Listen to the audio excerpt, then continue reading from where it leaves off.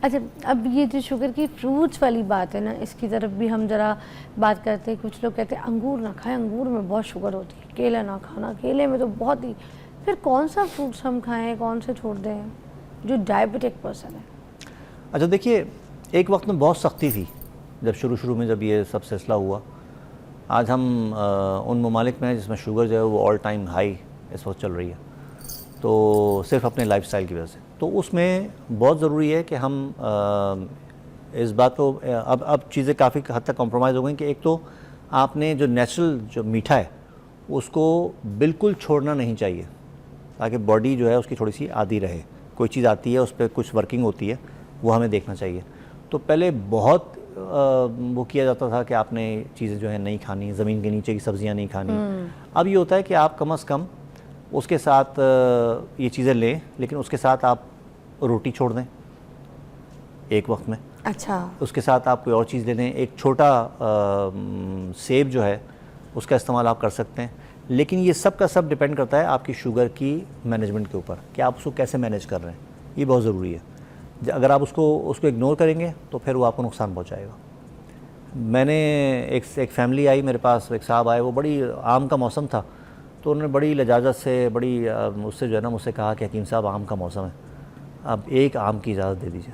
मैंने उनकी रिपोर्टें देखी, काफ़ी अर्से से मेरे पास आया करते थे, तो माशाल्लाह वो अपना HbA1c जो है, जो 3 महीने वाला टेस्ट कहलाता है, वो 10 से कम करके वो 6.5 पे लेकर आ गए थे। वॉक भी कर रहे थे, अपना मैनेजमेंट भी की थी।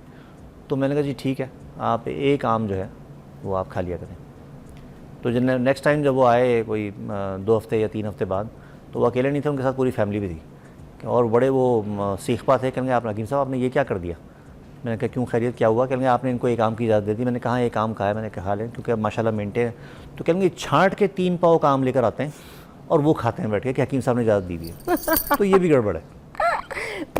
लिमिटेड, हाँ लिमिटेड रहते हुए, हाँ, अपनी शुगर को मैनेज करते हुए, क्योंकि आपको इससे दोस्ती करनी पड़ती है। जब तक आप इसको समझेंगे नहीं, इसके साथ दोस्ती नहीं करेंगे, ये आपको नुकसान पहुंचाती रहेगी। अच्छा, वो कुछ कहते हैं ना कि एक मीठा, बल्कि ब्रेक ले लेते हैं, ब्रेक के बाद पूछूंगी कि जो लोग कहते हैं ना कि आपने अगर मीठा ज़्यादा खा लिया तो कुछ कड़वी चीज़ें खा लें, तो क्या वो कड़वी चीज़ें खाने से हमारा मीठे का जो इंटेक है वो बॉडी में जाकर नॉर्मल हो जाता है? अगर मीठा आप ज़्यादा खा रहे हैं फल की सूरत में या किसी शुगर की सूरत में, आपके पेट में इंटेक में ज़्यादा हो रही है, तो आप कोई कड़वी चीज़ों का इस्तेमाल शुरू कर दें, तो उससे जो है ना वो आपकी शुगर की जो इंटेक है वो थोड़ी सी नॉर्मल हो जाएगी, उसका जो लेवल है वो कम हो जाएगा। क्या ये सही है या गलत है, ये बस ऐसी मिथ है?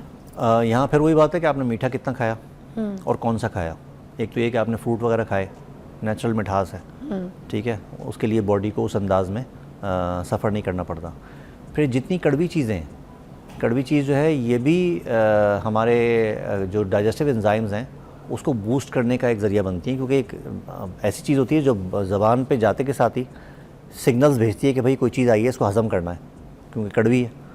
तो फ़ौरन सिग्नल्स जाते हैं और वहाँ से फिर जो है वो गैस्ट्रिक जूसेस, एंजाइम्स ये रिलीज़ होना शुरू होते हैं और उससे हाजमा अच्छा हो जाता है। तो हम साथ साथ नहीं रख सकते कि आप मीठा खाइए फिर कड़वा खा लीजिए तो मैनेज हो जाएगा, ऐसा नहीं है। जो नुकसानात मीठे से हो रहे हैं और कॉम्प्रोमाइज़ है आपकी शुगर, तो वो लोग बच के रहें। लेकिन हमारे यहाँ अमूमन जितनी भी दवाएं, मिसाल के तौर पे करेला है, मिसाल के तौर पे जामन है, या गुड़मार बूटी है, या अफसनतीन ब्रिंजासिफ है, या और बहुत सारी दवाएं, ये कड़वी हैं, बहुत ठीक ठाक कड़वी हैं। इंदरजौ है, तल्ख भी है, शीरीं भी है। तो ये ऐसी दवाएं जो हमारे यहाँ नॉर्मली शुगर में इस्तेमाल हो रही होती हैं, लेकिन इसके साथ साथ जो है ये कड़वी भी हैं और इससे जो हाजमा है हमारा, क्योंकि ये एक मेटाबॉलिक डिसऑर्डर है, हाजमे की ख़राबी के नतीजे में पैदा होने वाली बीमारी है, ठीक है। तो उसमें इसका रोल जो है बहुत अच्छा होता है कि आप हमेशा देखकर ऐसी चीज़ें लीजिए जिनमें, और ख़ास तौर पे करेले की मैंने बात की, तो करेला जो है अमूमन हमारे यहाँ उसको ऊपर से छील दिया जाता है, उसके बेनिफिट्स उसी में है। अच्छा, वो जो नोके बनी होती है करेले के ऊपर, यस, उसको खाना उसको है? अच्छे तरीके से वॉश कीजिए, कड़वाहट उसी में होती है। अच्छा, तो अगर आप उसको कड़वे को एंजॉय नहीं करेंगे तो वो बेकार है। तो व्हाट इफ अगर उसको ऊपर से छील के उसको पानी में रख के उसका पानी पी लिया जाए, मतलब उसकी तासीर पानी के अंदर आ जाएगी, तो अगर उसको रख के रात भर सोख करके और उसके पानी को पी लिया जाए, उसका बड़ा अच्छा तरीका है क्या कि आप उसको सुखा लें कंप्लीट, उसका पूरा कंप्लीट, ऊपर से काट के नहीं?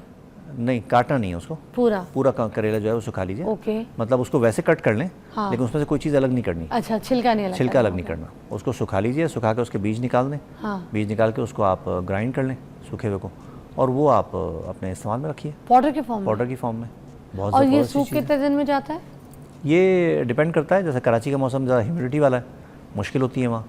फिर ड्रायर्स आजकल आ गए, तो ड्रायर्स में आप सुखा लीजिए तो मेरे ख्याल में 1.5 दिन 2 दिन में सूख जाता है।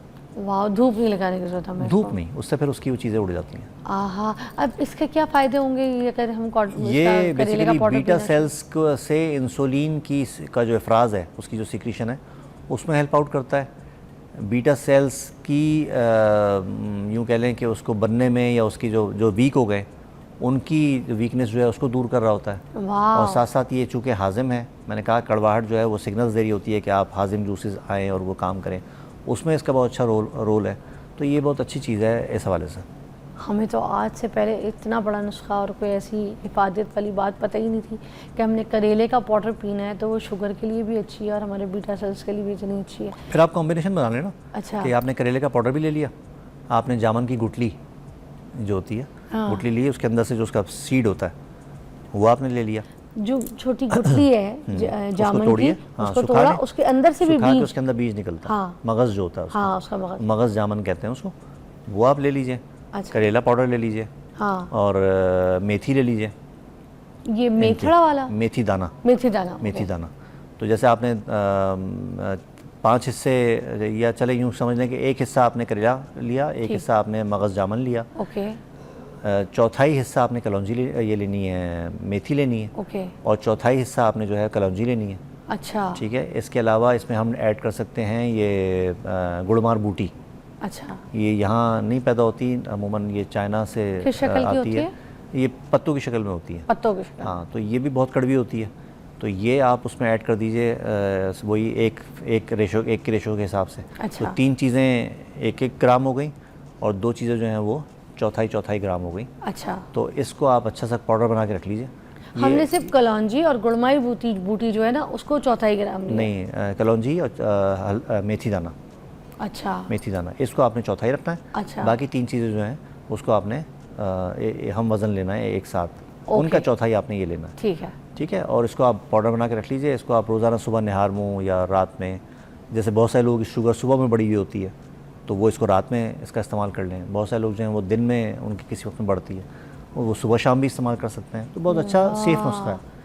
अच्छा। और ये सही इलाज है, मतलब ये सही इलाज है टू मेक इट कंट्रोल। हाँ, लेकिन मैंने कहा ना वो लाइफस्टाइल में कोई वो नहीं है। कॉम्प्रोमाइज़ हाँ, नहीं उसमें कॉम्प्रोमाइज़ नहीं है, वो आपको चेंज करना पड़ेगा। वाह। अगर इससे आपकी शुगर नीचे आ रही है तो अच्छा है कि आप बहुत सारी दवाओं से बच गए।